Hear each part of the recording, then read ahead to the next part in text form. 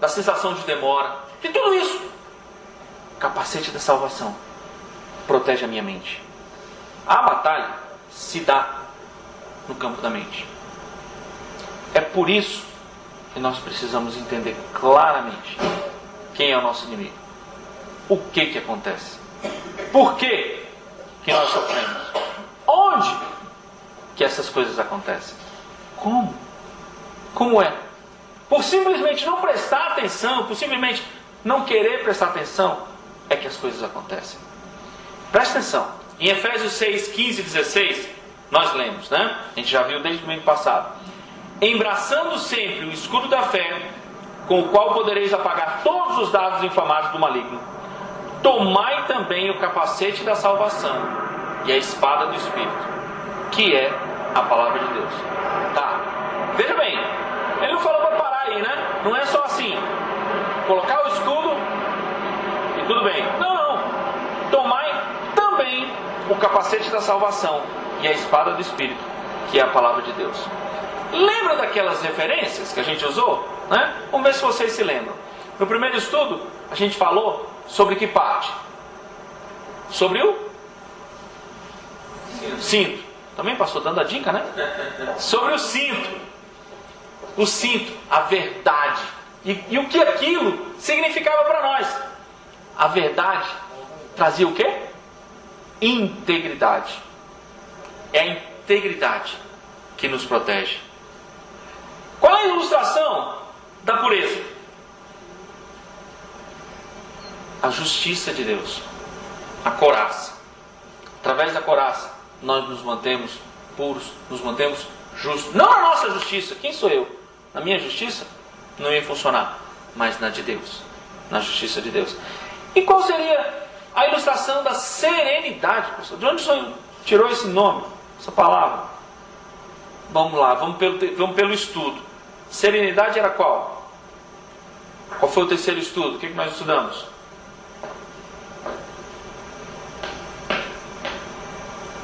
Nem eu fazendo barulhinho, não vão lembrar? Os pés. Os pés, as sandálias do Evangelho. A serenidade, a paz. Sabe por quê? Porque paz é uma palavra que já está meio assim... todo mundo fala em paz. Eu procurei uma palavra que fosse um pouco diferente para a gente entender o contexto. A serenidade, paz. Quando você não está em paz, você não consegue andar para onde Deus quer. Você não consegue se manter onde Deus quer. Você fica preocupado com as coisas que vão acontecer, com o que ainda tem que ser feito, e você não tem serenidade para agir como Deus quer.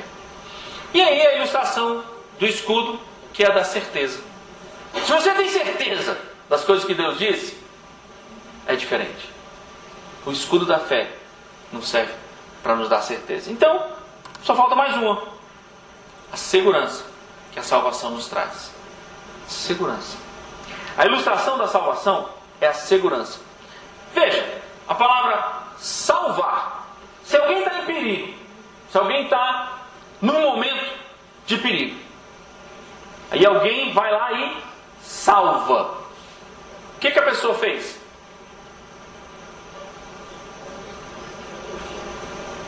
Tirou do perigo, colocou em segurança.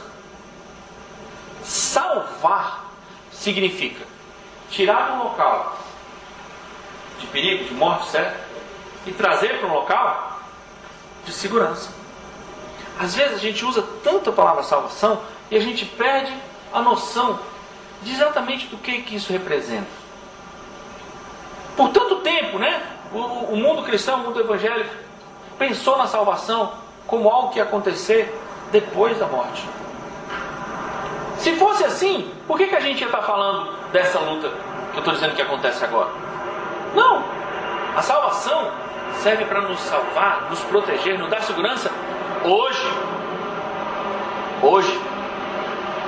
O apóstolo Paulo falou que ele tinha aprendido a viver contente na tribulação, na fome, na fartura, na segurança, em todos os momentos. A salvação tem que nos trazer a noção de segurança que o mundo simplesmente não conhece. Simplesmente não conhece. É interessante como as pessoas que não conhecem a Deus resolvem passar a vida inteira na insegurança. Porque assim, uma ilustração que eu gosto de usar é do eixão. Vamos imaginar o eixão norte. Eu moro ali na Asa Norte, então o eixão norte é bem familiar a mim. O eixão norte, mais ou menos 18 horas. Vamos imaginar o eixão norte 18 horas de qualquer dia da semana. Será que nós, em sã consciência, a gente tinha coragem de chegar de um lado, fechar os olhos e passar? E atravessar?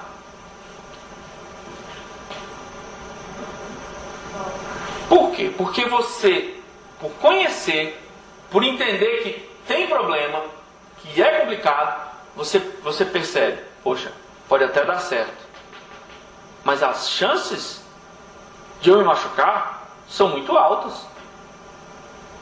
Então eu não vou arriscar. Não, mas como assim?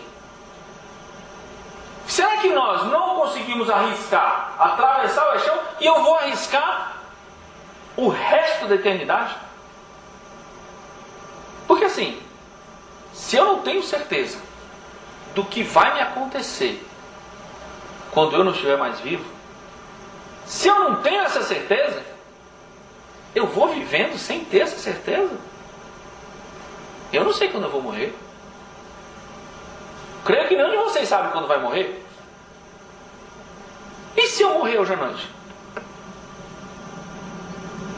Eu vou esperar acontecer isso sem ter certeza do que vai me acontecer?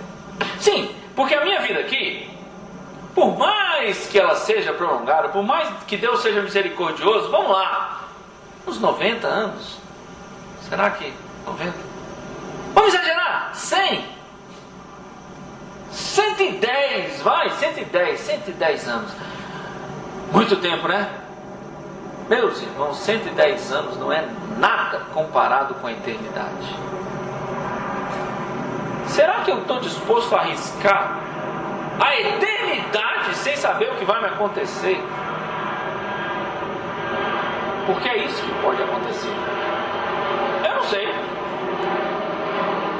Você não sabe. Nenhum de nós sabemos quando é que a gente vai se encontrar com Cristo. É isso que a salvação traz. É essa segurança. É conseguir andar. Porque o medo nos paralisa. A certeza da salvação permite que eu viva, permite que eu haja, permite que eu faça, permite que eu consiga agir. Com medo, a gente não consegue agir.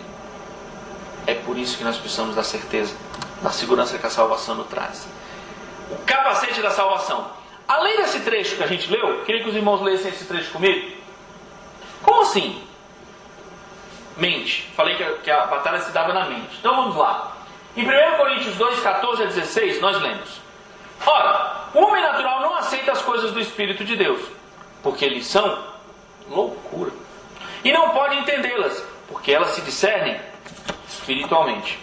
Porém, o homem espiritual julga todas as coisas, mas ele mesmo não é julgado por ninguém. Pois quem conheceu a mente do Senhor que o possa instruir? Nós, porém, temos a mente de Cristo. Você sabia que você tem a mente de Cristo? Uma vez salvos, nós temos a mente de Cristo. Isso significa que nós podemos entender as coisas de Deus de uma forma que o homem natural simplesmente não entende.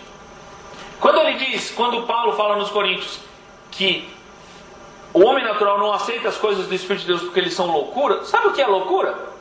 Defina uma loucura. Loucura é algo que não tem lógica. Não tem noção, sentido. Tudo na vida a gente olha e baseia em algo. Baseia em algo. Por exemplo, se você chegasse aqui e me visse de calção de banho e óculos de natação, você olhasse assim: ih, agora ele ficou louco. Porque não faz sentido. Não faz sentido o pastor estar lá na frente de calção de banho e óculos de natação. Mas a única diferença é o local. Então eu estou usando um parâmetro para me guiar. Só que as coisas de Deus não seguem o parâmetro do mundo. Não seguem o parâmetro do mundo. As coisas de Deus, quem não conhece a Deus, não entende. Porque elas não são para ser julgadas no parâmetro, nos requisitos, nos critérios que o mundo nos deu. Por que nós estamos aqui? Por que fazemos isso, fazemos aquilo? As coisas de Deus são loucura para quem não conhece a Deus. Mas para quem tem a mente de Cristo, elas fazem todo sentido. Fazem todo sentido. É por isso que é tão difícil explicar algumas coisas para quem ainda não conhece Deus. É por isso que antes a gente precisa fazer com que as pessoas entendam como é bom ter a certeza da salvação. Como isso é bom. Como é bom poder dormir e ter certeza que se eu não acordar, eu vou abrir os olhos e dar de cara com o Senhor Jesus Cristo.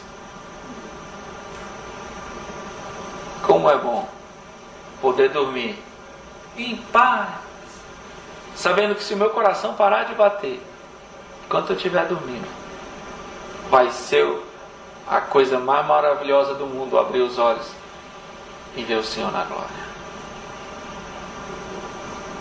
Como é bom saber que, seja o que for que nos acontecer, Deus está no controle. Bom demais! Muito bem! Em Colossenses 3:1-2, nós também lemos, já abrimos o nosso culto com esse trecho. Ele aconselha algo sobre a nossa mente. Ele diz assim, portanto, se fostes ressuscitados juntamente com Cristo, buscai as coisas lá do alto, onde Cristo vive, assentado à direita de Deus. Pensai nas coisas lá do alto, não nas que são aqui da terra. Só um instantinho.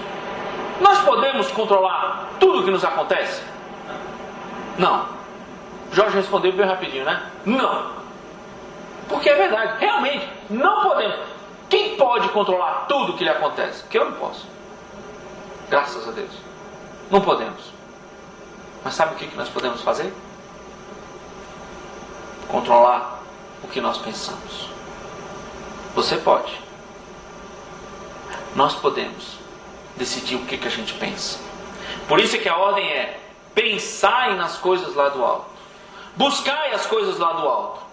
Nós não podemos escolher o que nos acontece, mas a gente pode escolher em que a gente pensa. Domingo, dia de louvar a Deus, dia de ir para a igreja, dia de cuidar das coisas de Deus. Eu posso escolher o que eu vejo, posso escolher em que eu penso, posso escolher até o que eu como se eu quiser. Eu posso escolher em que eu penso, eu posso escolher o que vai ocupar a minha mente.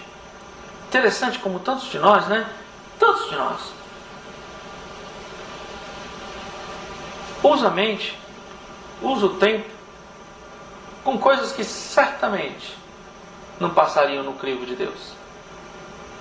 Interessante como domingo é um dia que é difícil de achar alguma coisa na televisão que você pense assim: será que Jesus assistiria isso? Será que eu devia estar vendo isso?